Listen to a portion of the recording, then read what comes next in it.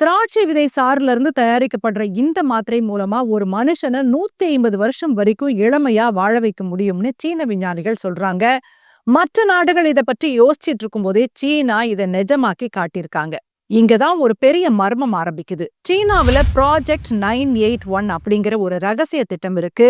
இது அங்க இருக்கிற உயர்மட்ட அதிகாரிகளுக்காக மட்டுமே பிரத்யேகமா உருவாக்கப்பட்டது. அவங்களோட ஆயுள 150 வருஷம் வரைக்கும் நீட்டிக்க, உறுப்பு மாற்று சிகிச்சையில இருந்து மரபணு மாற்றங்கள் வரைக்கும் எல்லாத்தையும் ரகசியமா செஞ்சுக்கிட்டு வராங்க.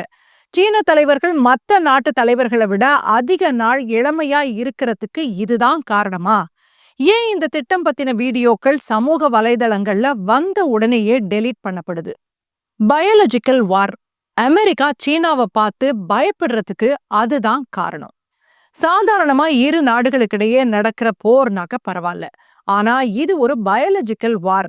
ஒரு நாட்டோட தலைவர்களும் அறிஞர்களும் 150 வருஷம் உயிரோட இருந்தா அந்த நாடு உலகத்தையே தன்னோட கட்டுப்பாட்டுல கொண்டு வந்துடும். அது மட்டும் இல்லாம எலன் மஸ்கோட நியூராலிங்க்கு போட்டியா பைனோ நம்பர் 1 அப்படிங்கிற மூளை சிப்ப சீனா தயாரிச்சு மனிதர்கள் கிட்ட சோதனையும் செஞ்சு பார்த்துட்டாங்க. போன வருஷமே 13 பேருக்கு இந்த சிப்ப பொருத்தினதா சொல்றாங்க. அமெரிக்கா கண்டுபிடிச்ச நியூராலிங்கை விட குறைவான பாதிப்பை தான் மூளைக்கு எங்களோட சிப் ஏற்படுத்தும்னு சீனா பெருமையா சொல்றாங்க.